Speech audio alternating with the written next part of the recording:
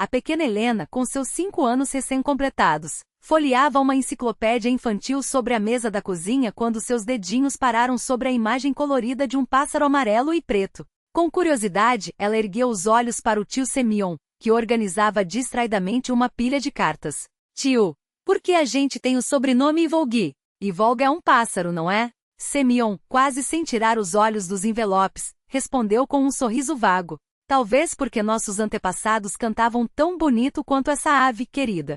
Seus dedos deslizavam pelas cartas até que uma delas chamou sua atenção. Não tinha selo, nem carimbo, apenas seu nome escrito à mão por alguém desconhecido. Aquela simplicidade rude fez seu coração bater descompassado. Tio Semyon, o senhor sabe cantar como a Iolga? Insistiu a menina, sem perceber a tensão no ar. Não, minha flor, minha voz parece mais a porta de um celeiro enferrujado rangendo. Tentou brincar, mas o sorriso não passou de um tremor nos lábios. Com cuidado, abriu o envelope com uma faca de cozinha. Dentro, uma fotografia amarelada do baile de formatura de 10 anos atrás. Rostos sorridentes, camisas brancas, laços nas cabeças das garotas.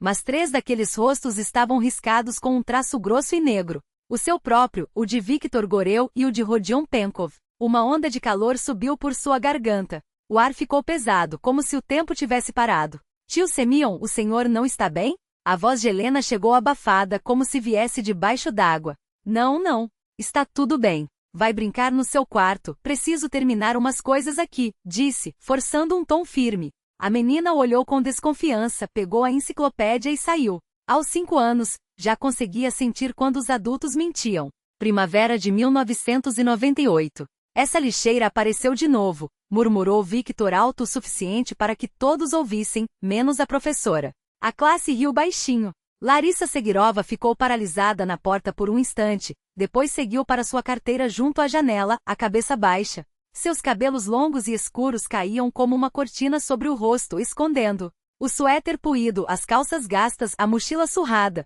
tudo gritava pobreza. Mas quando ela tirou os livros com gestos suaves, quase graciosos, Semyon não conseguiu tirar os olhos. Ao afastar os fios do rosto, revelou olhos enormes, profundos, com um brilho que parecia não pertencer àquela sala. Olhos que carregavam mais anos do que todos eles juntos. Ei, Ivolga, tá babando por quê? Cutucou o Rodion Penkov, sempre à sombra de Victor. Olhando para aquele trapo? Cala a boca, resmungou Semyon, enterrando o rosto no caderno. Rodion apenas riu e voltou-se para Victor, que estava com os pés apoiados na cadeira ao lado, como se o mundo lhe pertencesse. Bom, última etapa antes da formatura, anunciou a professora Maria Stepanovna, ajustando os óculos. Falta pouco, mas não é hora de relaxar. Hoje temos a prova de álgebra que vai definir suas notas finais. Um coro de lamentos percorreu a sala. E você, Goreu, por que tão quieto? Perguntou a professora, fixando-o, ou está preparando mais uma de suas colas? Eu? Jamais, professora. Sou um aluno exemplar, respondeu Victor com falsa inocência. Semyon sabia a verdade. Victor, filho do dono da única mercearia grande da cidade, já havia conseguido as respostas há semanas. Não comprando, mas trocando por maços de cigarro com o irmão mais velho de uma colega, que trabalhava na gráfica da escola. Durante a prova, Semyon se concentrava nas equações, mas não deixava de observar os outros. Victor escrevia com ar de superioridade, espiando uma minúscula cola escondida. Larissa trabalhava devagar, às vezes parando com o lápis nos lábios, enquanto rabiscava esboços de vestidos nas margens do caderno. De repente a voz de Larissa cortou o silêncio. Professora Maria Stepanovna. A sala congelou. Ela quase nunca falava, muito menos durante uma prova. O Goreu está com uma cola. Ele está colando, disse baixa, mas clara. O silêncio se tornou absoluto. A professora aproximou-se da carteira de Victor. É verdade? Ela está mentindo. Protestou Victor, mas já era tarde. A cola estava à vista. Que decepção, Goreu. E com você também, e com quem o ajudou a trapacear, disse a professora, recolhendo o papel, menos 2 pontos na nota final. Quando a professora se afastou, Victor fulminou Larissa com um olhar que gelou as veias de Semyon. No final da aula, Larissa juntou suas coisas e saiu rápido. Victor, cercado por seu grupo, sibilou. Agora ela se fudeu. Quem ela pensa que é pra me humilhar assim? Deixa pra lá, Vitya, tentou interferir Semyon. Cala a boca, e Volga, cortou Victor. Ou esqueceu como sua mãe te envergonhou na frente de todo mundo? Semyon, onde estão meus trocados? Imitou, agudo. Responde, seu ladrazinho. Continuou rindo. Semyon cerrou os punhos, mas se calou. Desde aquele dia em que sua mãe, enfermeira do hospital local, chegou à escola convencida de que ele havia roubado o dinheiro guardado para os remédios da avó, ele era alvo de gozações. Mesmo depois de provar que o dinheiro havia sido guardado em outro lugar, a marca ficou. Escuta, Semyon, tive uma ideia, disse Victor, mudando de tom de repente. A formatura está chegando. Última chance de pôr cada um no seu lugar. Vamos dar uma lição nessa metida. Como assim? Tenso perguntou Semyon. No sentido literal. Vamos convidá-la para comemorar depois da cerimônia oficial. Diremos que nos arrependemos, que queremos fazer as pazes. E aí, nos divertimos. Rodion riu, antecipando a diversão. Semyon sentiu um nó no estômago. Victor, acho que não devíamos. Devemos, Semyon. Devemos. Victor apoiou a mão em seu ombro. Ou você não está conosco? Semyon olhou para o sorriso cruel de Victor, para Rodion sempre pronto a obedecer, depois desviou os olhos para a janela. No pátio, Larissa desenhava algo em um caderno, debaixo da velha árvore. O vento brincava com seus cabelos, que sob os raios rarefeitos do sol de maio, ganhavam reflexos castanhos. Por um instante, ela não parecia a feiosa que todos diziam. Ele abriu a boca para protestar, mas ouviu sua própria voz dizer: "Claro que estou com vocês." A fotografia escorregou de suas mãos. Semyon afundou na cadeira, sentindo a vergonha de 10 anos atrás voltar com força total. Mecanicamente revirou o resto das cartas e congelou. Outro envelope idêntico ao primeiro. Dentro, um bilhete curto. O primeiro já recebeu o que merecia. Você é o próximo. De repente, o ar faltou. Ele se levantou de um salto, correu até a janela e a abriu com violência. O vento quente de verão invadiu a cozinha, mas não trouxe alívio. O passado que ele havia enterrado com tanto esforço ressuscitara, e agora vinha atrás dele passo a passo. Da sala, veio a voz clara de Helena, cantando uma música infantil. Aquilo o trouxe de volta. Precisava agir, fugir, se esconder ou enfim encarar o que vinha evitando há uma década. O vestido preto parecia tecido da própria escuridão, fluindo pelo corpo esguio de Larissa, revelando ombros frágeis e um pescoço delicado. A luz trêmula do salão de festas da escola, decorado para a formatura, iluminava aqui e ali os detalhes. Um decote discreto, um bordado cuidadoso. O bordado delicado na barra da saia e o bracelete de contas de madeira simples completavam o visual. Isso aí é da nossa lixeira? Sussurrou Setia Malicheva, incapaz de esconder o espanto. Ela, como muitas outras, havia gasto uma fortuna em salão e vestido, mas ao lado de Larissa, seu traje brilhante de repente pareceu vulgar. Larissa entrou hesitante, com a cabeça baixa, como se esperasse as zombarias de sempre. Mas foi então que um trovão ribombou lá fora, e as primeiras gotas do temporal de maio começaram a bater nas janelas. Raios cortavam o céu, e na luz trêmula da tempestade, Larissa transformada parecia uma criatura de outro mundo. Mãe de Deus, Segiriova, você virou um cisne ou quê? Pensou alguém. Ao seu lado parou Stas Komarov, o astro do time de futebol da escola, que até então nunca lhe dera atenção. A natureza às vezes prega peças assim. Pela primeira vez, ela permitiu-se sorrir sem medo. Larissa caminhou até a mesa de bebidas, sentindo dezenas de olhares sobre si. Alguns a fitavam com espanto, outros com inveja, mas para ela aquilo parecia um sonho. Um sonho em que finalmente ela era vista. Não mais uma sombra, não mais a garota com a marca indelével de lixo ambulante, mas uma jovem, uma pessoa, um ser humano. Estava estendendo a mão para pegar um copo de suco quando ouviu uma voz conhecida. Segiriova, posso te chamar por um minuto? Ela se virou lentamente. À sua frente estava Victor Goreev, impecável no terno engomado, relógio caro no pulso, com uma expressão que não combinava com ele, insegurança. Olha, eu queria pedir desculpas, começou, olhando para algum ponto além do seu rosto. Eu e os caras, a gente exagerou muito, principalmente eu. Larissa levantou o queixo, mas algo dentro dela se contraiu, à espera de uma armadilha. Bom, é a formatura, pensou. Uma nova vida começa. Ele abriu os braços. Para que carregar rancor? Ela estudou seu rosto, tentando decifrar se era mais uma piada ou se, pela primeira vez, ele falava sério. Foi quando Semyon e Rodion se aproximaram. Semyon estava pálido, quase abatido. Seus olhos encontraram os dela, e Larissa teve a impressão de que ele tentava lhe dizer algo sem palavras. Enfim, Larca, disse Victor, tirando uma garrafa do bolso. A gente decidiu, depois da parte oficial, dar uma saidinha. Última vez que a turma se reúne, sabe como é. Vamos? Ela hesitou, olhando para Semyon como se buscasse apoio. Ele abriu a boca, mas Victor foi mais rápido. Escuta, a escola acabou. Todas essas dramas de criança ficaram no passado. Que tal a gente comemorar como gente grande? Sem essa hierarquia de merda. Larissa permaneceu em silêncio. Uma vida inteira de humilhações, desprezos, solidão. E agora, um convite do próprio Victor. Uma parte dela gritava que era uma cilada, mas outra, a que por anos ansiou por um mínimo de aceitação, por um gesto de humanidade venceu. Tá bom, disse baixinho. Eu vou. O telefone tocava insistentemente, mas ninguém atendia. Semyon, apertando o celular contra a orelha, andava de um lado para outro na pequena cozinha de seu apartamento. Era a 10ª vez que ligava para Rodion, mas só ouvia o sinal de chamada. Sema, pra quem você tá ligando tanto? Polina entrou na cozinha, trançando a longa trança ruiva enquanto caminhava. Ele estremeceu, como se tivesse sido pego em flagrante. Um velho conhecido respondeu, forçando a voz a soar natural. Faz tempo que não falamos, resolvi saber como ele tá. Polina se aproximou e o abraçou por trás, encostando o queixo em seu ombro. Não quer me contar o que aconteceu? Desde cedo você tá estranho, pálido que nem um lençol. Semyon se virou, segurou seu rosto entre as mãos. Eles se conheceram 3 anos antes, em um curso de inglês que ele fizera para complementar sua formação como professor. Polina era instrutora, uma ex-aluna da Angimo, clara como uma manhã de primavera, com sardas espalhadas pelo nariz. Ela era o oposto exato de seu passado sombrio, como se o destino lhe desse uma chance de recomeçar. Polina, eu recebi uma carta estranha. Uma ameaça. Uma ameaça? Ela se afastou. Seus olhos se encheram de medo. Que tipo de ameaça? De quem? Não sei. Só uma nota. Você é o próximo. E uma foto, da formatura do ensino médio. Meu Deus, isso é motivo para chamar a polícia. Não. A resposta saiu mais brusca do que ele queria. Não, repetiu mais suave. Deve ser só uma brincadeira idiota. Eu dou um jeito.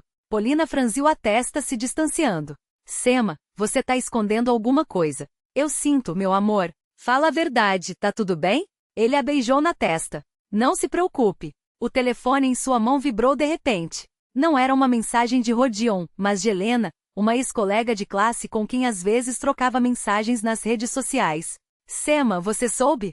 Encontraram o Victor Gores morto no escritório dele. Foi horrível. Todo mutilado. A polícia fala em assalto, mas não dá para acreditar que isso aconteceu com o nosso Veca. Semyon sentiu o chão sumir debaixo dos pés. Mãos brutas o ergueram com força. O que se seguiu foi um turbilhão de imagens e sons que se fundiram em um pesadelo sem forma. A música, antes vibrante, transformou-se em um ruído caótico. O choro de Larissa, que se dissipou em um silêncio mortal. Seu próprio corpo movendo-se como se não lhe pertencesse. Depois, o grito de Victor. Ela fugiu. Pega ela. Larissa, envolta nos farrapos do vestido, corria descalça entre os prédios abandonados do antigo sanatório. Victor atirou-se em sua perseguição. Semyon, cambaleando, seguiu-o sem saber se queria ajudá-la ou apenas ouvir o som de um corpo caindo. O baque surdo ecoou na noite. Larissa jazia imóvel aos pés de uma base de concreto que já fora um chafariz. Sob sua cabeça, uma poça escura se espalhava pela pedra fria. Porra, será que ela morreu? Victor, sóbrio de repente, ajoelhou-se ao lado dela com um misto de horror e cálculo nos olhos. Precisamos chamar uma ambulância, balbuciou Semyon, a voz trêmula. Você está louco? Victor levantou-se de um salto, os dedos sujos de terra e algo mais. Vão nos prender, todos os 3. Ele segurou Semyon pelos ombros, os dedos afundando em sua carne. Entendeu? Ela caiu sozinha. Se alguém perguntar, nós não vimos nada. Rodion gritou para as sombras. Leva esse idiota daqui. A última coisa que Semyon viu antes de ser arrastado para longe foi o corpo inerte de Larissa sob a luz prateada da lua cheia. Seus olhos, abertos e vidrados, pareciam fixar algo além daquele mundo. Atordoado, ele digitou o nome de Victor Goreel no celular com dedos que mal obedeciam. Os títulos estampavam: assassinato brutal de empresário no centro da cidade. Dono de rede de supermercados encontrado morto. Polícia investiga roubo. Na foto, Victor sorria com a mesma confiança arrogante que Semyon lembrava, o mesmo olhar gelado, as mesmas rugas nos cantos dos olhos, agora acompanhadas por fios prateados nas têmporas. 10 anos haviam passado, mas a essência era a mesma. Com as mãos trêmulas, procurou o endereço da oficina mecânica onde Rodion trabalhava, segundo suas redes sociais. Preciso sair agora, gritou para Polina, agarrando as chaves do carro sem explicar. A oficina roda ficava na periferia industrial, um galpão de paredes descascadas entre armazéns abandonados. Ao chegar, uma multidão se aglomerava diante das portas abertas, uma ambulância piscava suas luzes azuis. O que aconteceu? Perguntou a um rapaz de macacão manchado de graxa que fumava encostado na parede. O elevador de carros caiu. Quase esmagou Penca. Levaram o Rodion Penco para a UTI. O homem o olhou com desconfiança. Você é amigo dele? De escola, respondeu Semyon, a garganta seca. Como isso aconteceu? O mecânico deu de ombros. Ninguém sabe. O equipamento era novo, revisado. Mas o Rodion andava estranho esses dias, falando que uns caras suspeitos estavam o seguindo. Achávamos que era paranoia, até hoje. Semyon deslizou pela parede até sentar-se no chão, os pulmões queimando. Agora ele tinha certeza, o passado os havia encontrado. E ele seria o próximo. Os primeiros minutos de consciência foram apenas dor. Larissa não sentia nada além dela. Uma onda que queimava a cabeça, rasgava entre as pernas, latejava no pulso quebrado. O teto branco do hospital flutuava acima dela como um céu alheio, indiferente. Acordou menina. Uma enfermeira de rosto cansado inclinou-se sobre ela. Um cogumeloiro a encontrou no acampamento abandonado. Mais 2 horas e não teria sobrevivido. Naquele momento, Larissa não soube se deveria agradecer ao destino por aquele homem ou amaldiçoá-lo por não ter chegado tarde demais. A vida que lhe fora devolvida naquele dia de maio pesava mais que a morte. A polícia quer falar com você, disse a enfermeira mais tarde. Quem fez isso, menina? Larissa fechou os olhos. Os rostos dos agressores surgiram na memória, borrados pelo álcool, distorcidos por ódio, medo e algo mais, um prazer doentio que a perseguia nas noites de insônia. Ela os via todas as noites, mas não pronunciou nenhum nome. Não me lembro, sussurrou a voz quebrada como vidro. Não me lembro de nada. Um mês depois, quando as feridas físicas começaram a cicatrizar, veio a descoberta que mudaria tudo. A médica, uma mulher de olhos cansados e mãos gentis, colocou a sua no ombro de Larissa. No seu estado, depois de um trauma assim, podemos resolver isso em sigilo. Ninguém precisa saber. Sua mãe, que chegava ao hospital com cheiro de bebida e culpa estampada no rosto, gritava nos corredores: faz um aborto, sua idiota. Não vai criar um bastardo de uns estupradores. Mas naquela noite Larissa sonhou com uma menina. Estava à beira de um rio, e do outro lado, uma criança de olhos enormes, tão grandes que refletiam o céu, perguntou: você não vai me abandonar, vai? Pela primeira vez em semanas, Larissa sentiu algo além da dor, uma determinação quieta, profunda. Não vou, respondeu no sonho. E acordou sabendo que não havia escolha. Aglaia nasceu em uma manhã gélida de janeiro de 2001. Pequena, mas surpreendentemente forte, com uma juba de cabelos escuros e um olhar sério que parecia entender demais. Quando a parteira colocou o embrulho em seus braços, Larissa sentiu, pela primeira vez, que aquele corpo, que lhe parecerá violado e quebrado, voltava a ser seu. Agora ele não servia apenas para sofrer. Servia para dar vida. A filha tornou-se sua âncora. Quando Tamara, em mais uma crise de embriaguez, berrava que deveria ter se livrado daquilo, Larissa pegava suas poucas coisas e passava a noite na casa da vizinha, com Aglaia apertada contra o peito. Quando o dinheiro não dava nem para leite em pó, ela fazia faxinas em 3 lugares diferentes. Quando as forças pareciam acabar, bastava olhar nos olhos da filha para encontrar mais um pouco. Mudaram-se para a capital do estado quando Aglaia completou 1 ano e meio. Uma antiga professora de desenho, a única pessoa que enxergara seu talento na escola, ajudou-a a entrar em um curso técnico de design de moda. Viviam em um quarto minúsculo no alojamento estudantil, onde Larissa costurava até altas horas, primeiro peças simples, depois trabalhos cada vez mais elaborados. Ninguém sabia que aquela jovem silenciosa, sempre com a filha ao lado, carregava uma história de violência. Na nova cidade, ela renascia, como se tivesse nascido novamente junto com a filha. Aglaia cresceu diferente. Quieta, observadora, com uma sabedoria inesperada no olhar. Às vezes, Larissa flagrava nela um gesto ou uma expressão que a transportava de volta àquela noite, e o coração se apertava. Mas na maioria das vezes, via apenas a si mesma refletida na menina. A mesma teimosia, a mesma curiosidade, a mesma capacidade de se perder por horas em um desenho ou uma costura. Elas se viraram. Sobreviveram. Aprenderam a viver de novo. Até que Pavel Savitsky entrou em suas vidas. Foi em um shopping center, onde Larissa trabalhava como costureira em um ateliê. Um homem alto, de têmporas prateadas e olhar pesado, trouxe um casaco caro para concerto. Havia algo em seu rosto, o formato do queixo, o corte dos olhos, que lhe pareceu estranhamente familiar. Larissa Senegiova leu ele em seu crachá, franzindo a testa. Ela sentiu, sem entender como aquele homem conhecia seu nome. Filha da Tamara. Sua voz carregava uma tensão que a fez recuar. Você conhece minha mãe? O homem sentou-se pesadamente na cadeira reservada aos clientes, passando a mão pelo rosto. Conheço. Eu sou seu pai. O mundo de Larissa oscilou, como naquele dia em que acordara no hospital. Meu pai morreu antes de eu nascer, ela disse, as palavras saindo como lascas. Foi o que a Tamara me disse. Ele riu, amargo. Não é surpreendente. Nos 10 minutos seguintes, Larissa ouviu a história que sua mãe havia enterrado por 2 décadas, como se apaixonara por um jovem bandido, Pavel Savitsky, que fazia proteção na cidade. Como ele, bêbado e consumido por ciúmes, a procurara naquela noite e a tomara à força, como a esquecera por 20 anos, até um reencontro casual revelar a existência da filha. Eu procurei por você, disse Pavel, quando soube que Tamara tivera uma menina. Mas ela já havia partido com parentes, e depois vieram os anos 90, caóticos, violentos, onde sobrevivência era mais urgente que arrependimentos. Não havia tempo para buscas. O que você queria que ela fizesse? Larissa olhava para ele com os olhos vazios, como se já tivesse esgotado todas as lágrimas anos antes. Ajude-me, ela disse, a voz tão baixa que quase se perdeu no ar úmido do corredor do albergue. Estou grávida. Posso sustentar você, a criança. Ele estendeu as mãos, como se pudesse oferecer algo além de dinheiro, redenção talvez. Mas ela cortou o ar com palavras afiadas como lâminas. Você acha que dinheiro conserta tudo? 20 anos de miséria. Uma mãe alcoólatra. Uma vida marcada pelo estigma de sem pai. E agora você simplesmente aparece. Pavel calou-se e naquele silêncio Larissa viu refletida sua própria dor, antiga, profunda, uma ferida que nunca cicatrizava por completo. Ouvi dizer que você tem uma filha, ele finalmente murmurou, como se as palavras custassem sangue. Quantos anos? 5. E ela tem tudo o que precisa? Larissa mentiu, os dedos apertando a barra do casaco que ele lhe oferecerá para consertar. Ela tem a mim. Devolveu-lhe o paletó sem tocá-lo. Não volte mais. Mas uma semana depois, ao voltar do trabalho exausta, encontrou um envelope branco escorregando por baixo da porta. Dinheiro.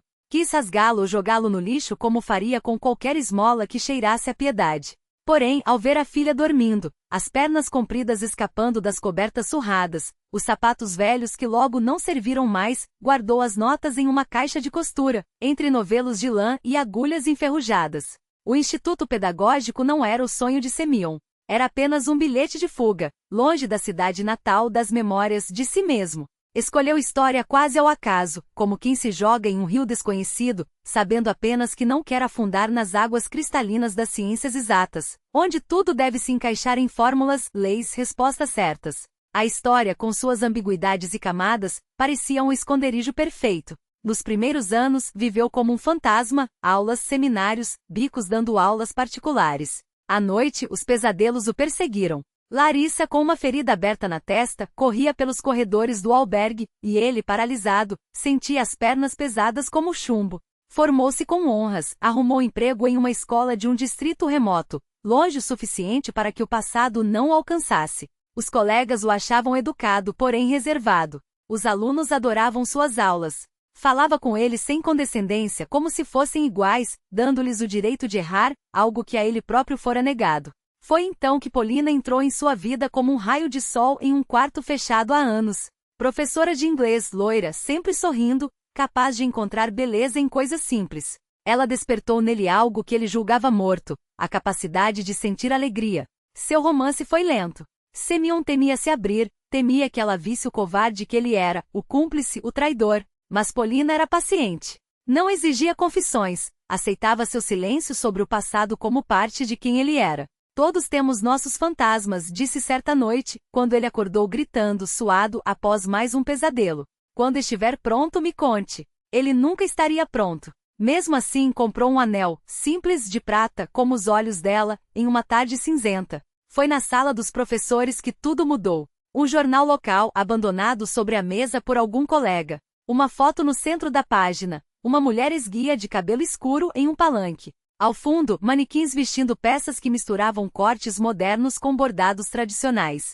Larissa Sergigiorova. A revelação do ano no mundo da moda, lia a manchete. Jovem estilista da província conquista júri com coleção de renascimento cultural. Semyon afundou na cadeira, as mãos tremendo. Ela havia sobrevivido. Não apenas isso, havia vencido.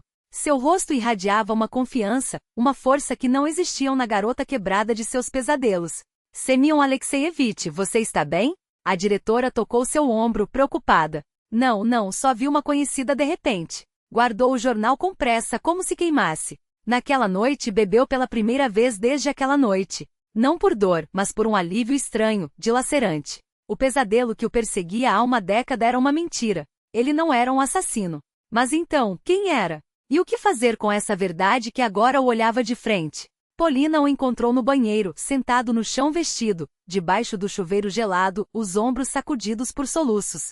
Não fez perguntas. Ajudou-o a tirar a roupa molhada, enrolou-o em cobertores, aqueceu-o com o próprio corpo. Fiz algo horrível, ele sussurrou na escuridão. Não mereço você. Ela acariciou seus cabelos. Ninguém precisa merecer amor. Ele se recebe e se dá. O resto não importa. Mas Semyon sabia que isso era mentira. O resto importava. E cedo ou tarde, o passado o alcançaria.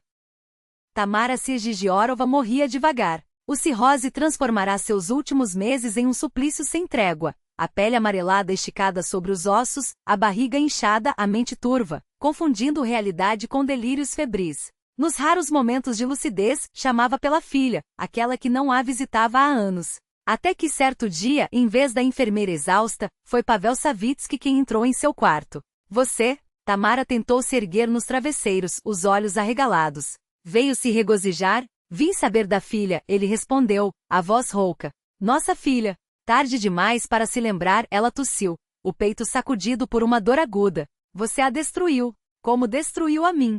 Entre gemidos e frases entrecortadas, Pavel ouviu a história do baile de formatura no acampamento abandonado. Os nomes dos professores.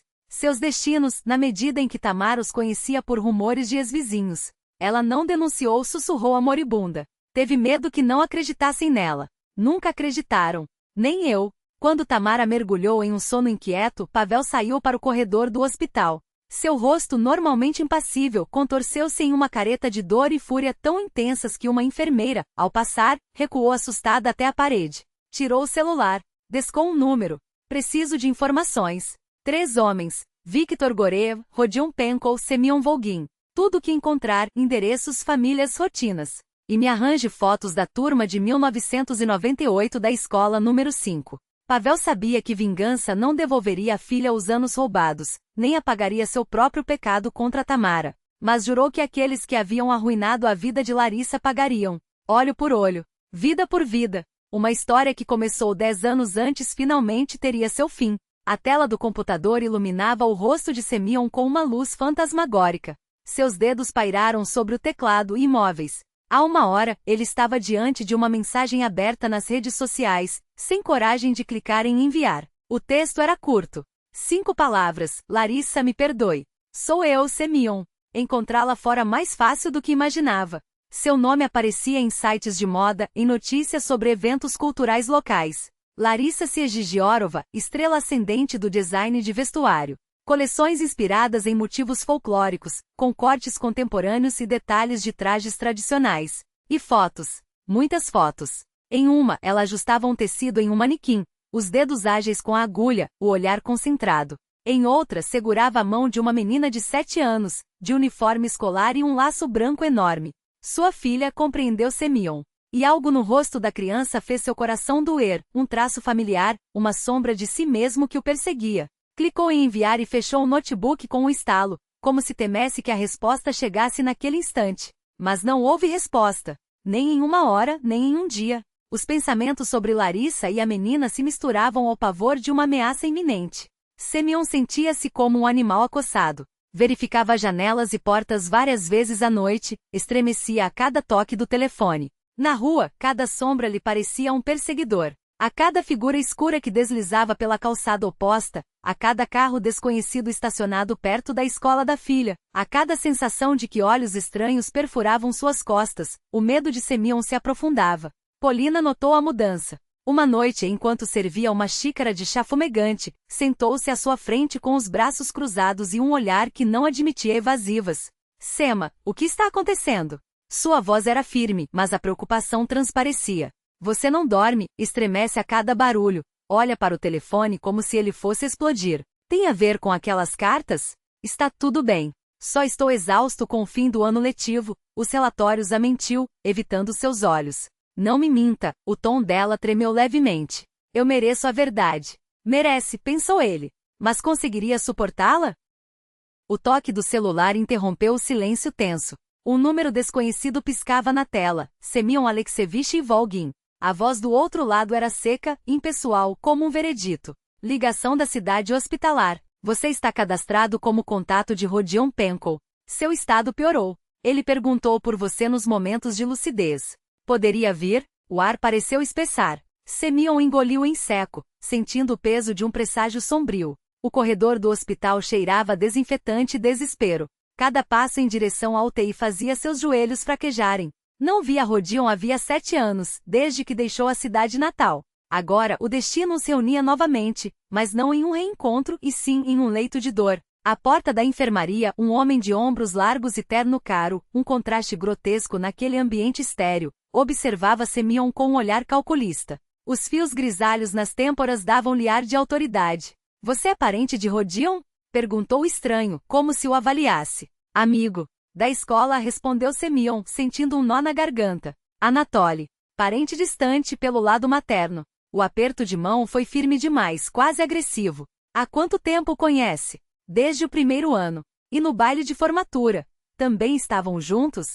Algo na entonação, uma lâmina encoberta por veludo, fez Semyon recuar instintivamente. Sim, mas se não se importa, gostaria de vê-lo. Claro, claro. O homem afastou-se, mas seus olhos escuros não deixaram de acompanhá-lo. Rodion jazia entre tubos e fios, uma sombra do rapaz forte que Semyon um dia conhecera.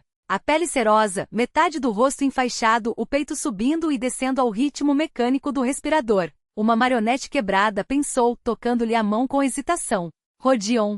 Sou eu, Sema. Não sabia o que dizer. As palavras saíram sozinhas, amargas.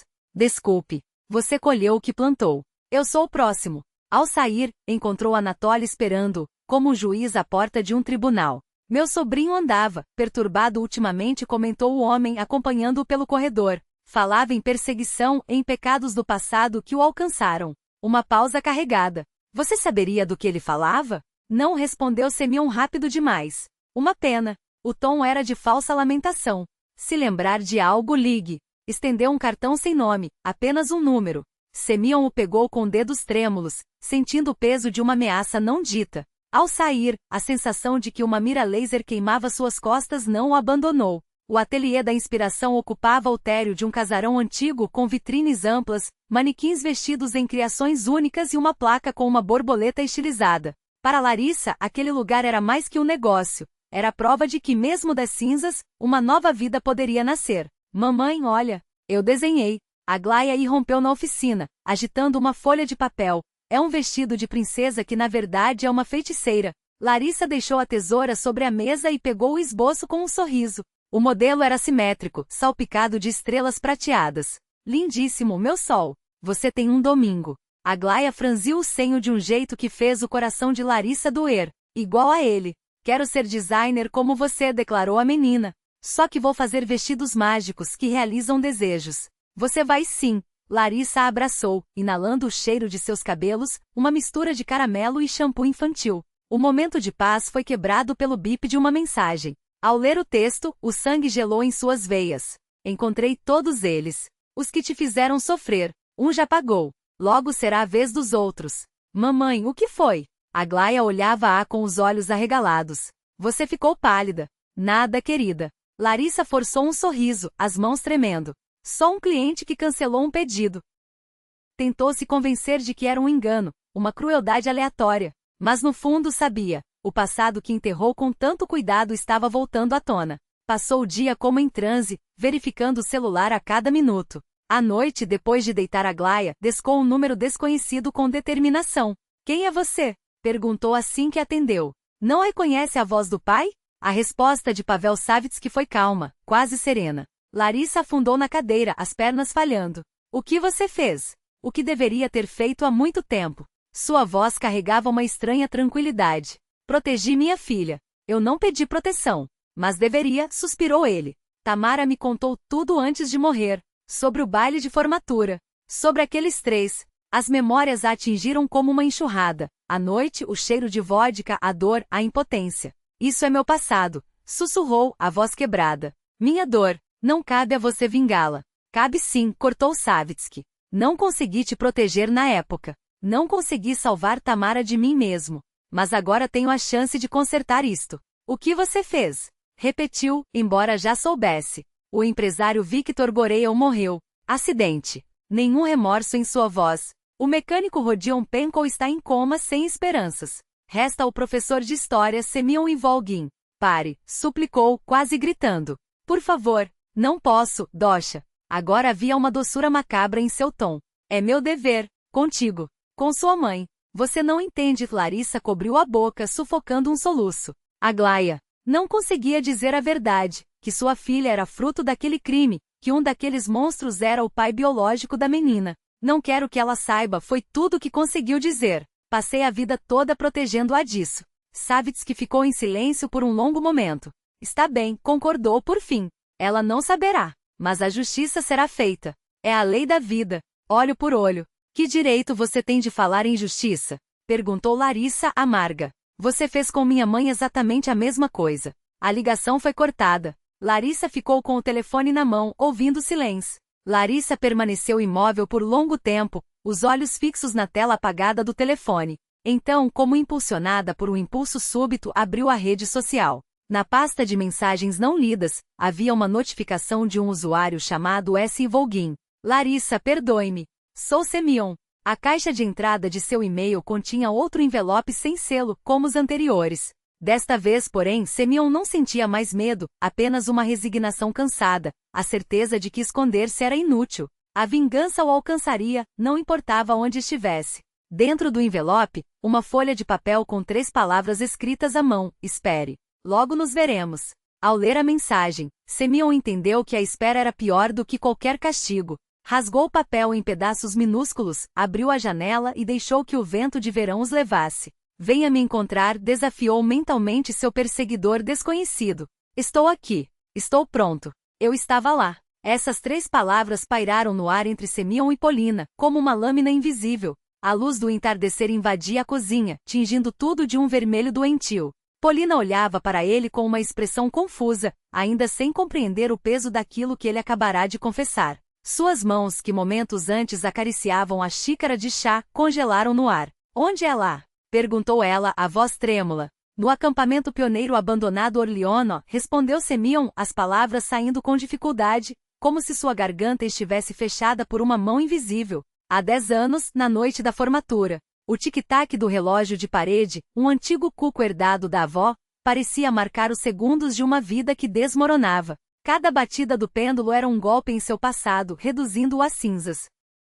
Sioma. Polina afastou a xícara, os dedos tremendo. Do que você está falando?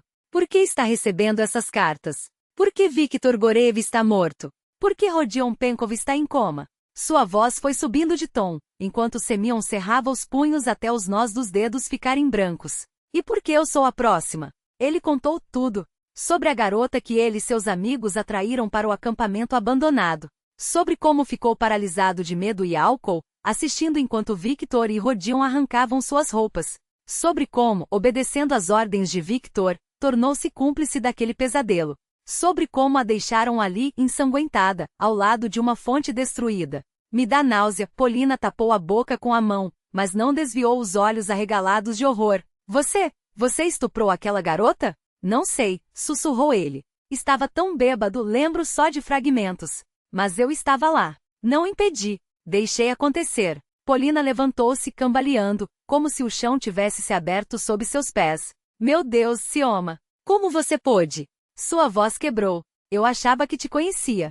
Eu também achava, respondeu ele, vendo tudo que amava desabar em sua frente, engolido por uma onda de desespero. Pensei que poderia fugir do passado, começar de novo, me tornar outra pessoa. Aquela garota, Larissa, agora apertava com força as costas de uma cadeira, os nós dos dedos brancos como os dele. E o que aconteceu com ela? Ela sobreviveu. Semyon ergueu os olhos, como se a simples menção àquela resistência o envergonhasse ainda mais. Mais do que isso, conseguiu se reerguer. Tem seu próprio ateliê. É uma designer conhecida. Você tentou contatá-la? Perguntou Polina, a voz um fio de gelo. Tentei. Escrevi nas redes sociais, mas ela nunca respondeu. Com um gesto lento, Polina retirou do dedo o anel de prata, presente dele no aniversário de 1 ano juntos, e o colocou sobre a mesa. O som do metal contra a madeira soou como uma sentença. Preciso de tempo, disse ela sem olhá-lo. Não sei se conseguirei. Desculpe, só não consigo ficar perto de você agora. Quando a porta se fechou atrás dela, Semyon ficou sozinho no apartamento, que de repente parecia enorme e vazio. Observava o anel brilhando sob os últimos raios do sol poente e compreendeu que havia perdido tudo. E talvez merecesse. Naquela noite não dormiu. Permanecia junto à janela, olhando para a cidade adormecida, até que uma decisão se formou em sua mente: precisava ver Larissa. Não para pedir perdão, não merecia isso, mas para olhá-la nos olhos uma última vez, antes que a vingança o alcançasse. Semyon Alexeyevich, tem certeza de que está tudo bem? A diretora olhava com preocupação para o pedido de licença não remunerada que ele havia colocado sobre a mesa. Sim, Nina Petrovna, respondeu, forçando a voz a soar calma. Apenas questões familiares. Ela franziu a testa. Era metade do ano letivo. Isso tem alguma relação com suas ausências recentes? Ele permaneceu em silêncio. O que poderia dizer? Que havia ido até a capital regional seguindo Larissa, mas sempre voltava sem coragem de se aproximar. Está bem, suspirou a diretora. Tire sua licença. Espero que volte. As crianças gostam de você. Se elas soubessem, pensou Semyon ao sair do gabinete. Do carro estacionado do outro lado da rua, observava Aglaya saindo do ateliê de mãos dadas com uma jovem, não exatamente uma babá, mas uma assistente que buscava a menina na escola quando Larissa estava ocupada. Aglaya falava animadamente, gesticulando com a mão livre da mesma forma expressiva que a mãe. Mas quando franziu o senho, confusa com algo, Semyon sentiu como se olhasse para um espelho. A mesma inclinação de cabeça, a mesma ruguinha entre as sobrancelhas, o mesmo hábito de morder o lábio inferior ao pensar: minha filha. A realização o atingiu como uma avalanche, roubando-lhe o fôlego. Durante anos, o rosto de Larissa o perseguira em pesadelos, mas nunca havia considerado que seu crime pudesse ter deixado outras marcas no mundo, que em algum lugar, existisse uma criança. Sua própria carne e sangue, concebida na violência e no sofrimento. Ligou o motor e afastou-se dali, incapaz de continuar olhando para Aglaya. Dentro dele, uma tempestade de emoções conflitantes se desdobrava, o horror pelo que havia feito, uma estranha saudade de uma filha que nunca conhecera e a certeza inabalável de que não tinha o direito de invadir aquelas vidas. Mikhail, estou com medo. Larissa sentava-se no consultório do psicólogo, os braços cruzados sobre os ombros, como se tentasse se aquecer. Mikhail Krylov, um homem de cerca de 40 anos com um olhar atento e têmporas grisas, aguardava em silêncio, dando-lhe tempo para organizar os pensamentos. Ele havia sido seu psicólogo quando ela chegara à capital regional, grávida e destruída. Com o tempo tornou-se um amigo e nos últimos 2 anos algo mais havia florescido entre eles, ainda sem nome, mas que aquecia a ambos. Pensei que tivesse enterrado o passado, continuou Larissa, que ele nunca mais me alcançaria. Mas agora voltou, e ameaça tudo o que construí. O que direi a Aglaya se a verdade vier à tona? O passado sempre retorna quando não nos reconciliamos com ele, respondeu Mikhail suave. Você fugiu dele por anos construindo uma nova vida. Era sua maneira de sobreviver, mas talvez tenha chegado a hora de enfrentá-lo. O que você quer dizer? Fale com seu pai novamente. Mostre a ele que a vingança só prolonga a cadeia de violência,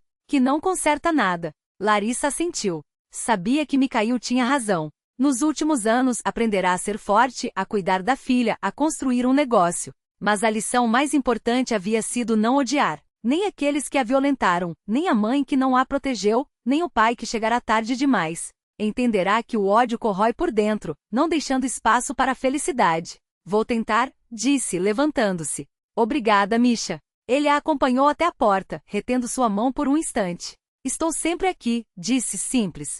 Enquanto isso, Pavel Savitsky espalhava 3 pastas com fotografias sobre a mesa de seu escritório espaçoso, com móveis caros e vista para o rio. À primeira vista, parecia um homem de negócios bem-sucedido. Mas Larissa conhecia seu lado obscuro.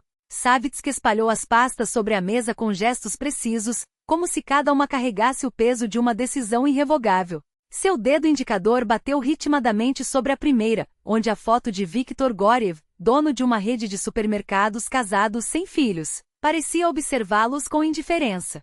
Em seguida deslizou para a segunda pasta, Rodion Penkow, mecânico de automóveis, divorciado, com um filho do primeiro casamento.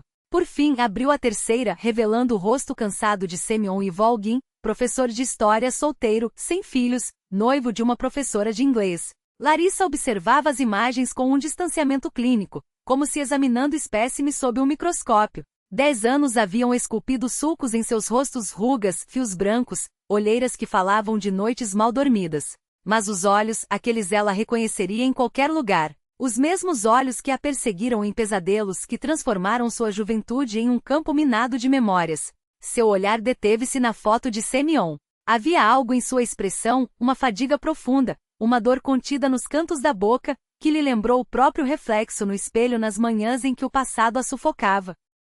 Agora olhe para isto, disse Savitsky, puxando uma fotografia tirada às escondidas no pátio da escola.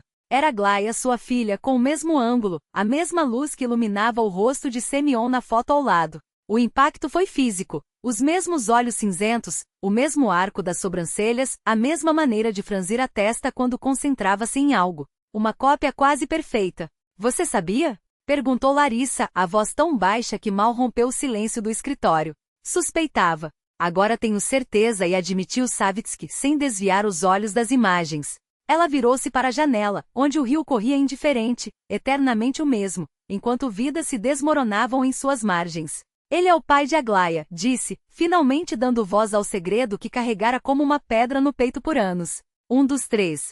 A confissão queimou sua garganta. Por isso, mais do que qualquer um, merece o castigo mais severo. Os nós dos dedos de Savitsky branquearam ao apertar os braços da cadeira. Não, Larissa girou para encará-lo, os olhos ardendo. Ninguém merece ser julgado sem um tribunal.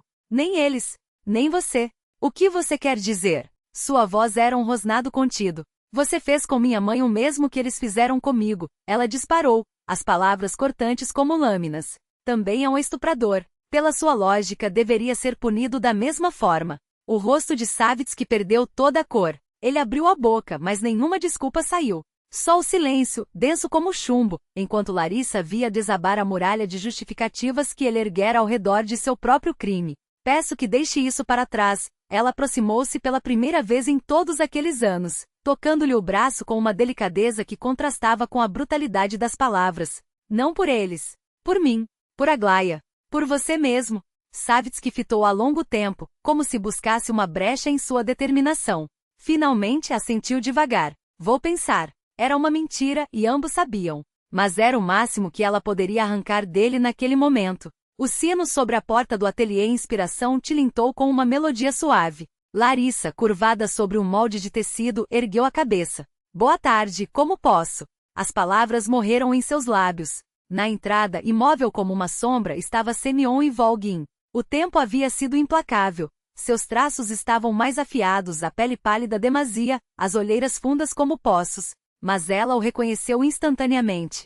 Reconheceria entre 1000. Larissa, sua voz tremeu, quebrando-se no meio da palavra. Desculpe vir sem avisar. Ela congelou, incapaz de se mover. O tempo dobrou-se sobre si mesmo, arrastando-a de volta àquela noite 10 anos antes. O coração batia descompassado, a náusea subia pela garganta, mas seu rosto permaneceu impassível. Anos de prática. Anos aprendendo a esconder o que sentia. O que você quer? Foi tudo o que conseguiu dizer. Semyon deu um passo à frente. Ela recuou sem querer. Não vou machucá-la, apressou-se em dizer, as mãos erguidas em um gesto de rendição. Vim porque não sei porquê. Talvez para que você visse meu rosto antes que... Antes do quê? Antes que me encontre quem matou Victor e aleijou Rodion. As palavras jorraram dele em um fio contínuo, como se temesse que o tempo se esgotasse.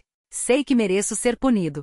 Não peço perdão. Sei que não o mereço. Só queria que soubesse, nunca esqueci. Vivo com isso todos os dias, todas as noites. Larissa observava-o, e algo estranho brotava dentro dela. Não era ódio. Não era medo. Era uma pontada de piedade, aguda e inesperada. Você viu Aglaya? Perguntou de repente. Ele estremeceu como se atingido. Sim, confessou, a voz rouca. Vi ela. É muito parecida com você. E com você, disse Larissa, serena. Seus olhares se encontraram. Naquele instante, ambos souberam que compartilhavam a mesma verdade. Semyon não conseguiu terminar a frase. Vacilou como se levasse um soco no estômago, e segurou-se na parede para não cair. Meu Deus, exalou. Não sabia. Por anos o som de um carro freando bruscamente diante do ateliê interrompeu a confissão. Larissa espiou pela janela e empalideceu. Vá embora, ordenou rápida. É meu pai. Ele veio para matá-lo. Seu pai? Pavel Savitsky. Descobriu o que aconteceu e jurou vingança contra todos vocês. A porta se escancarou. No vão, Savitsky surgiu ladeado por dois homens robustos, o rosto uma máscara de fúria gelada. Que cena comovente, ironizou, varrendo com o olhar Larissa e Semyon paralisados. A vítima e o carrasco. Um verdadeiro melodrama hollywoodiano. Pai, por favor, Larissa avançou, colocando-se entre eles. Nós conversamos sobre isso. Conversamos, concordou ele seco. Mas não prometi nada. Apontou para Semyon. Esse homem deve pagar pelo que fez. E pagará. Hoje, no mesmo lugar onde tudo começou. Ao seu sinal, um dos capangas agarrou Semyon pelos braços. Ele não resistiu. Irei com você, disse a Savitsky, surpreendendo a todos. Voluntariamente. Não tenho para onde fugir. Levem-no para Orleonok, ordenou Savitsky aos homens. Logo estarei aí. Quando Semyon foi arrastado para fora, Larissa virou-se para o pai, os olhos faiscando. Se fizer isso, nunca mais me perdoará, advertiu calma, mas firme. Nunca mais deixarei você ver Aglaia. Perdê-la-á e a sua neta, de uma só vez. Você está defendendo um estuprador? Ele cuspiu incrédulo. O homem que destruiu sua vida. Estou defendendo o pai da minha filha, retorquiu ela. E a vida que construí, apesar de tudo. Se a destruir com sua vingança, não será melhor do que eles. Savitsky a encarou por longos segundos. Então, sem uma palavra, virou-se e saiu. Larissa correu para o telefone. Mikhail, preciso de você. Urgente. Rosto impassível, Larissa apertou com mais força as tesouras de alfaiate na mão. A voz que respondeu do outro lado da linha era fria, quase metálica. O que você quer? Semenov balançou a cabeça, os olhos fixos no chão. Não é perdão, disse, como se lesse seus pensamentos. Sei que algumas coisas não podem ser perdoadas. Só queria que soubesse. Eu me lembro de tudo. Cada segundo daquela noite. Essas memórias não me soltam, nem por um dia. Larissa o observava com atenção, tentando enxergar, por trás daquele rosto marcado pelo tempo, o jovem que ficara parado, assistindo enquanto dois outros lhe arrancavam as roupas. O mesmo que, dominado pelo medo e pela pressão, acabará se tornando parte de seu pesadelo. E o que você espera? Perguntou ela sem raiva, apenas com um cansaço profundo. Que eu me sinta melhor sabendo que você também sofreu. Não, ele afundou no assento mais próximo, as mãos trêmulas, os ombros curvados. Não espero nada. Só, acho que meu tempo está acabando. Quem matou Victor e aleijou Radion logo virá por mim. Antes que isso aconteça, queria ver você. Olhar nos olhos da pessoa cuja vida eu destruí. Você não destruiu minha vida. Larissa falou com uma firmeza que a surpreendeu. Vocês tentaram. Todos vocês. Mas olhe para mim. Ela abriu os braços, indicando o ateliê, as máquinas de costura, as peças semi-prontas penduradas. Eu sobrevivi. Construí o que sonhei. Tenho uma filha que amo mais do que tudo. Um negócio. Pessoas que me importam. Semenov levantou os olhos, cheios de espanto. Nunca imaginei que diria isso, mas... Fico feliz por você, murmurou. Todos esses anos eu a imaginava quebrada, destruída pelo que fizemos. Saber que você conseguiu, que é mais forte do que eu pensava, ele engoliu em seco. É como respirar depois de anos sem ar. Larissa o observava, encurvado, as mãos tremendo, os olhos carregados de uma culpa antiga. E de repente percebeu que não sentia ódio. Apenas uma estranha, amarga piedade. Ele era prisioneiro de sua própria culpa, assim como ela fora por tanto tempo prisioneira de sua dor. Você viu minha filha, afirmou ela não como pergunta. Ele assentiu sem erguer os olhos. Demorei a entender, mas depois, a voz falhou. Ela é igual a você. Iná. Aglaia corrigiu Larissa suave. Sua filha é Semen. As palavras pairaram entre eles, pesadas como chumbo. Ele cobriu o rosto com as mãos, os ombros sacudindo. Meu Deus, e sussurrou. Todos esses anos, e você? Nunca soube ao certo qual de vocês era o pai, interrompeu ela. Nem queria saber, mas quando ela cresceu ficou óbvio. Os mesmos gestos, os mesmos hábitos. Às vezes olho para ela e vejo você. O jeito como franze a testa quando pensa, como inclina a cabeça para ouvir. Antes que Semenov pudesse responder, a porta do ateliê se arrebentou com violência. 3 homens robustos, vestidos de preto, irrompiram no espaço com uma precisão mecânica, silenciosos e sincronizados. O que é isso? Começou Semenov levantando-se. Um soco no plexo solar o dobrou ao meio. Um segundo no queixo o jogou no chão. Parem! Gritou Larissa, atirando-se contra os agressores. O que vocês estão fazendo? Um dos homens assegurou com firmeza, sem brutalidade, mas sem espaço para resistência. Ordens de Pavel Andreievich, disse impassível. Não se meta, Larissa Igorevna. Semenov atordoado foi erguidos à força, os braços torcidos atrás das costas. Uma gota de sangue de sua sobrancelha cortada caiu no chão claro do ateliê, espalhando-se em uma mancha escura. Sema! Chamou Larissa, surpresa com a urgência em sua própria voz. Ele levantou a cabeça, encontrando seus olhos. Está tudo bem, murmurou, os lábios inchados. É como deve ser. Quando a porta se fechou atrás deles, Larissa correu para o telefone, os dedos trêmulos sobre os botões. Onde ele está? Sua voz tremia de fúria e medo. Do que está falando? A voz de seu pai soou calma, quase indiferente. Você sabe muito bem. Seus homens acabaram de invadir meu ateliê e levaram sêmen. Houve uma pausa. Então, com uma frialdade calculada. Ah, esse. Não se preocupe, filha. Ele ainda está vivo. Pensei que seria simbólico devolvê-lo ao lugar onde tudo começou. Vorliono. Larissa sentiu o sangue gelar. Por quê? Perguntou, a voz falhando. O que você pretende fazer? Restabelecer a justiça, respondeu Savitsky simples. Ele tirou sua vida. Agora, tiro a dele. Você não tem esse direito. Ela quase gritava. Isso não é justiça. É só mais violência. Se quiser se despedir, disse Pavel, após um silêncio, tem 1 hora. A ligação foi cortada. Com as mãos trêmulas, Larissa discou outro número. Misha. Eles o levaram para Vorliono. Sim, aquele acampamento abandonado.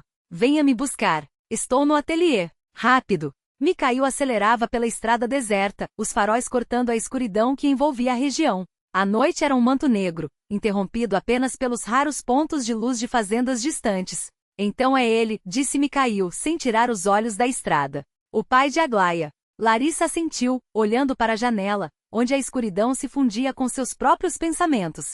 Um deles. Sempre desconfiei, mas só tive certeza hoje. E o que você sente? Perguntou ele, cauteloso. Ela demorou a responder. Não era ódio. Não era raiva. Não era sequer o desejo de vingança que por tanto tempo lhe pareceu a única saída. Era algo mais pesado e ao mesmo tempo mais leve, um esgotamento estranho, como se algo que carregava há décadas tivesse sido finalmente retirado de seu peito. Quero que isso acabe, disse por fim. Todos esses anos, o passado me perseguiu. Construí uma vida nova, mas a sombra daquela noite nunca me deixou. E agora, com a vingança do meu pai, é como se tudo recomeçasse. Um ciclo que nunca termina. Você não é obrigada a salvá-lo, disse Mikhail, suave. Depois do que ele fez. Não é por ele, interrompeu Larissa. É por mim. Por quem eu sou. Por quem quero ser para Aglaia. Se eu deixar isso acontecer, me tornarei cúmplice, como ele foi um dia. Mikhail estendeu a mão e encontrou a dela no escuro. Você é uma mulher extraordinária, disse simples. Ela olhava para as árvores que passavam em um borrão, para o céu sem estrelas. Lembrava-se do dia em que, pela primeira vez, entrou no consultório de Mikhail, destruída, cheia de ódio por si mesma e pelo mundo, incapaz de acreditar que a vida pudesse melhorar. Lembrava-se das longas sessões, de como aprendeu, aos poucos, a enfrentar seus demônios, a nomeá-los, a não deixá-los dominá-la. Quando Aglaia nasceu, disse, eu tinha medo de não conseguir amá-la, de ver nela só um lembrete daquela noite. Mas quando a colocaram em meus braços, tão pequena, tão frágil, ela fez uma pausa. Nada disso importou mais. Ela era só minha filha. Meu milagre. E esse milagre não existiria sem ele, completou Mikhail, mesmo que a ideia soasse cruel. Larissa assentiu. Tudo se entrelaçou de um jeito tão estranho, sussurrou. Amor e ódio, dor e alegria, passado e presente. Às vezes pensava que a vida era como um enorme tecido complexo, onde cada fio estava conectado a outros, de maneiras que nunca poderiam ser desfeitas. E você é a tecelã, sorriu Mikhail. À frente surgiu a placa desbotada, acampamento pioneiro Vorliono. O local abandonado parecia um cenário de filme de terror, prédios inclinados, janelas vazias como órbitas ocas, a praça de formação coberta por mato, o refeitório em ruínas. Várias lanternas potentes haviam sido instaladas ao redor da área central, criando um contraste sinistro entre os círculos de luz intensa e a escuridão absoluta além deles. No centro desse círculo, amarrado a um mastro, estava Semenov. Seu rosto estava sujo de sangue, as roupas rasgadas, Mas ele estava consciente, os olhos fixos em algo além daqueles homens, como se já tivesse aceitado seu destino. Pavel Savitsky estava de costas para a entrada, onde um homem alto, de postura rígida, acabava de cruzar a soleira. Era o coronel Viktor Petrovich Volkov, ex-chefe da unidade militar onde Semenov e seus cúmplices serviram na época do crime. Seu uniforme impecável, agora trocado por um terno escuro, não conseguia esconder a tensão nos ombros ou o modo como os dedos se contraíam ao redor da pasta de couro que carregava. Larisa sentiu o corpo tensionar. A última vez que vira aquele homem tinha sido em um tribunal fechado, quando ele depôs como testemunha de defesa dos acusados, minimizando os fatos com frases como excesso de juventude e contexto de guerra. Seu testemunho havia sido uma das razões pelas quais a sentença de Semenov fora tão brandas e pelas quais ele saíra em liberdade condicional anos antes. Ele não foi convidado, murmurou Mikhail, percebendo sua reação. Sua voz era baixa, mas firme, como um escudo entre ela e as memórias que ameaçavam emergir. Eu sei, respondeu Larisa, respirando fundo. Mas é importante que ele esteja aqui. O coronel Volkov avançou pelo salão com passos medidos, como se ainda marchasse em uma parada. Seus olhos frios e calculistas varreram o ambiente até encontrarem os de Larisa. Por um instante, ela viu neles o mesmo desprezo de outrora, aquele que dizia que mulheres como ela eram um preço aceitável pela ordem. Mas havia algo mais agora, uma sombra de desconforto, como se a presença daquelas paredes, daquele centro de apoio a vítimas, o acusasse em silêncio. Coronel, cumprimentou Pavel Savitsky estendendo a mão. O aperto foi breve, quase protocolar. Agradecemos por vir. Não era minha intenção, respondeu Volkov, a voz áspera.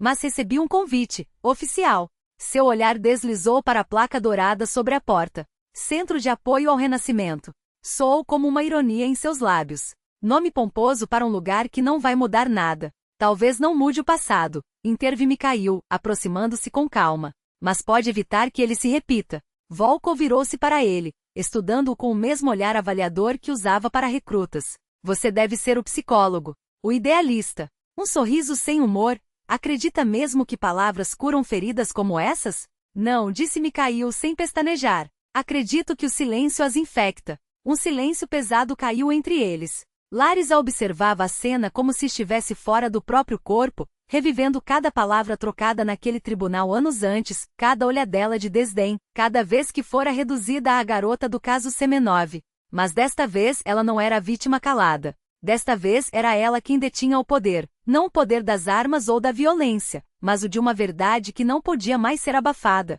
Coronel, chamou a Aglaia puxando sua saia. Você veio ver meu desenho? Todos se viraram. A menina, com seus cachos escuros e olhos demasiado sérios para uma criança, segurava um papel colorido. Era um sol grande e amarelo, com raios que se estendiam até as bordas e abaixo, estiquifígios de mãos dadas, uma mulher alta, um homem, claramente Mikhail, e uma figura menor com um vestido rodado. É nossa família, explicou Aglaia, oferecendo o desenho a Volkov. A tia Natasha disse que hoje a gente tem que mostrar para todo mundo como a gente é feliz. O coronel olhou para o papel como se fosse uma granada. Seus dedos, acostumados a segurar armas, tremiam levemente ao pegá-lo. Sua voz falhou. Você é a netinha do Savitsky? Sou a Aglaia, corrigiu ela, impaciente. E você é o coronel que a mamãe não gosta muito, mas a vovó Natasha disse que a gente tem que perdoar todo mundo no dia da inauguração. Volkov olhou para Larisa, pela primeira vez sem a máscara de superioridade. Havia algo em seus olhos, vergonha? Arrependimento? Ou apenas o choque de ver, em carne e osso, as consequências de suas escolhas? Eu não sabia que havia uma criança, admitiu baixinho. Agora sabe, respondeu Larisa, colocando a mão no ombro de Aglaia. E sabe também que ela nunca vai precisar de um lugar como este, se a gente fizer nosso trabalho direito. O coronel assentiu, lento, como se o peso daqueles segundos fosse demais. Então, com um gesto brusco, dobrou o desenho e guardou-o no bolso interno do paletó. Vou doá-lo ao centro, disse, a voz rouca, como lembrança de que algumas dívidas não têm como ser pagas. Quando ele se afastou rumo à saída, ninguém tentou detê-lo. Mas pela primeira vez, Larisa sentiu que uma página, não o livro inteiro, mas uma página, havia sido virada. Ele vai voltar, comentou Pavel, observando a figura do coronel se perder entre a multidão. Não era uma pergunta, nem uma ameaça. Era a constatação de um homem que conhecia bem a natureza humana. Não importa, disse Larisa, apertando a mão de Mikhail. O que importa é que, pela primeira vez, ele viu. E depois, baixando os olhos para Aglaia, que já corria para mostrar seu desenho a outra pessoa, e que ela nunca precise ver. A porta de entrada se abriu com hesitação. Semyon entrou como se temesse que a qualquer momento alguém lhe pedisse para sair. Larisa mal reconheceu naquele homem o jovem que povoava seus pesadelos havia uma década. Apenas suspensa e os trabalhos comunitários haviam deixado marcas, não apenas no rosto, mas no olhar. Antes vazio, agora carregava uma profundidade que não existia naqueles dias no acampamento abandonado. Ele havia cumprido sua palavra. Depois daquela noite foi sozinho à delegacia e se entregou. Uma confissão de estupro em grupo cometido 10 anos antes, poderia tê-lo levado à prisão por décadas. Mas a ausência de denúncia formal, o arrependimento sincero e, surpreendentemente, o próprio depoimento de Larisa a seu favor influenciaram a sentença. Polina não conseguiu aceitar a verdade. No tribunal, devolveu-lhe o anel de noivado sem uma palavra, os olhos secos e as costas eretas. Larisa observou aquela mulher frágil, de cabelos claros, afastar-se com a dignidade de quem carrega uma ilusão desfeita, o sonho de uma família que nunca existiria. Aquele gesto tão simples e tão final fez com que Larisa sentisse pela primeira vez um respeito genuíno por ela. A vida, porém, não parou. Semyon conseguiu emprego em um centro social, onde trabalhava com adolescentes em situação de risco. Contava-lhe sua história sem meias palavras, sem desculpas, mostrando como um único momento de fraqueza pode destruir não apenas a vida de outro, mas a própria. E talvez fosse ali, entre aqueles jovens perdidos e rejeitados, que ele finalmente encontrara seu lugar. Para Aglaia, ele era simplesmente tio Sioma, um velho amigo da mãe. Às vezes, aparecia em casa com livros ou jogos de tabuleiro. Olhava para a menina com uma saudade que só Larisa percebia. Nunca falavam sobre isso, mas ambos sabiam. Aglaia jamais conheceria a verdade sobre sua origem. Aquele segredo eles levariam consigo. Mamãe, quando começa a inauguração? Aglaia correu até ela, interrompendo seus pensamentos. Quero recitar o poema que decorei. Já está quase na hora do sol. Larisa ajustou a fita nos cabelos da filha. Vá cumprimentar o vovô. Ele está esperando por você. Aglaia disparou em direção a Savitsky, que se transformou instantaneamente. Os ombros se endireitaram, os olhos brilharam, e um sorriso raro tocou seus lábios. Ele a pegou no colo com uma ternura que um ano antes seria impensável naquele homem austero. Nossa filha faz milagres, comentou Mikhail, seguindo o olhar de Larisa. Primeiro curou você, agora está curando seu pai. E não só ele. Ela assentiu discretamente, indicando com os olhos Semyon, que se mexia desconfortável junto à mesa de bebidas. Vou falar com ele. Larisa atravessou o salão, sentindo os olhares sobre si. Sua coleção Renascimento, apresentada no ano anterior, havia causado furor, e o novo ateliê atraía clientes de toda a região. Mas a inauguração daquele centro de apoio a mulheres vítimas de violência era, para ela, mais importante que qualquer sucesso profissional. Olá, parou ao lado de Semyon. Fico feliz que tenha vindo. Não tinha certeza se deveria. Ele ajustou gravata, nervoso. Acho que não é meu lugar. Pelo contrário, retrucou Larisa. Este centro não é só para as vítimas, mas para quem quer romper o ciclo da violência. E você tem feito muito por isso. Semyon a olhou longamente. Sabia que nunca pensei que diria isso, mas, obrigado. Por não ter me deixado me matar naquela noite. Por me dar a chance de reparar. Por às vezes me deixar ver Aglaia. Não faço isso por você, respondeu ela, serena. Faço por mim, pela minha filha, por um futuro onde não haja espaço para ódio ou vingança. Ele assentiu, compreendendo. Do outro lado do salão, Savitsky colocou Aglaia no chão, e a menina, ao avistar Semyon, acenou-lhe com entusiasmo. Pavel levantou os olhos, cruzando o olhar com o homem que um dia jurara matar. Não havia perdão naquele olhar. Isso ainda estava longe. Mas havia entendimento, e algo que se aproximava de um respeito silencioso. Ambos conheciam o peso de suas escolhas. Ambos pagavam por elas todos os dias. Larisa se afastou, deixando-os naquele diálogo mudo. Uma estranha tranquilidade a invadia. A vida nunca seria perfeita, mas seria real com dor e alegria, perdas e conquistas. O importante era que a corrente que os prendia, vítimas e algozes, finalmente se rompera. O centro enchia-se de pessoas. Em breve começaria a cerimônia oficial. Haveria discursos, aplausos, taças de champanhe. Mas para Larisa nada disso importava tanto quanto a mulher que na véspera havia chegado para a primeira consulta, os olhos apagados, o corpo marcado, o filho escondido atrás de suas costas.